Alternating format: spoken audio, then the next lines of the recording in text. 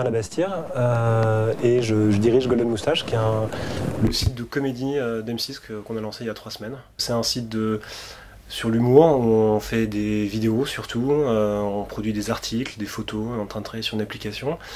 Et ce qu'on essaie de faire, c'est de développer un média d'humour, un peu sur le modèle des sites de comédie américains comme Funny or Die ou College Humour. Et l'idée de base, en fait, c'était de se dire que quand tu as un contenu court, potentiellement partageable, et que tu multiplies par du social media, ça attire des audiences qui sont vraiment spectaculaires en ce moment. Et l'autre chose, c'est en termes de business, c'était de se dire que il y a un besoin des annonceurs d'arriver à toucher la cible des 15-34, des digital, enfin, de génération, qui consomment les médias de manière de plus en plus délinéarisée.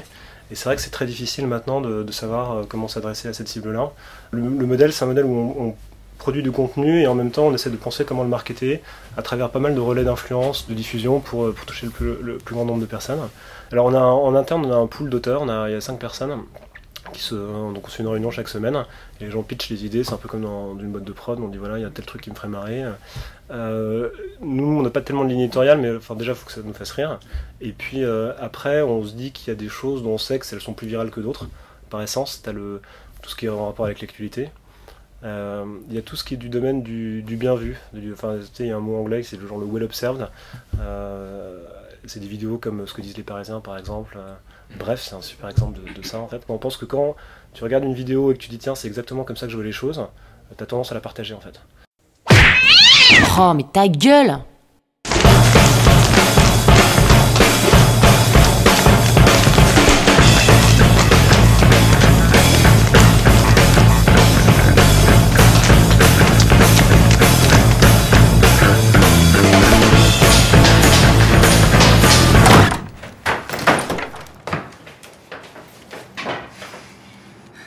Dude, you can shit at your guy's place too, you know.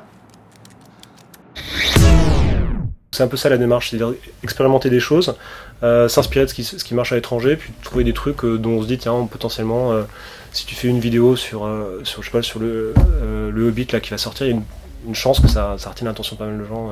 Mais c'est vrai que sur le web, tu as une certaine liberté, surtout dans la forme, c'est ça qui est intéressant, c'est-à-dire que tu peux vraiment essayer des trucs, voir si ça marche, sur la durée, la construction. Après, à l'inverse, il y a un certain nombre de contraintes, je trouve, dans l'écriture web, qui sont que il y a un certain rythme à adopter, c'est-à-dire que si t'es pas très rapide, au bout d'un moment ça lasse quand même. Il y a des contraintes de budget aussi, on peut faire tout ce qu'on veut, alors que la télé, donc moi j'ai l'impression que c'est quand même des médias qui se complètent les uns les autres, où le cinéma est le plus premium de tous, tu peux faire des choses incroyables, la télé c'est une autre type d'écriture, et puis là le web c'est une écriture qui normalement est plus courte, avec moins de budget, mais qui est aussi plus interactive. C'est un modèle essentiellement qui vit par la pub. Donc c'est classiquement du display, de la bannière, du pré-roll. Maintenant il y a un intérêt aussi de faire des opérations spéciales pour les marques. Là on vient de lancer une série sur la fin du monde qui est sponsorisée par Activision parce que ça correspond bien en termes de cible, d'affinité, c'est un truc notre produit est très geek, donc ça colle vachement bien avec le jeu vidéo. Et il y a un vrai appétit des marques, enfin nous on le voit parce que les gens nous contactent pour faire du brand content. Le troisième pilier de rémunération, c'est qu'en fait, comme on appartient à M6, on a vocation quand même on produit du contenu, on a vocation quand même à découvrir des talents pour le groupe et à proposer des programmes pour les chaînes d'M6. Ça a été pensé Golden Moustache comme un peu comme un laboratoire de développement de talent qui fonctionnerait pour l'antenne et pour le spectacle aussi. Merci beaucoup au blog 226, plaisir de discuter avec vous.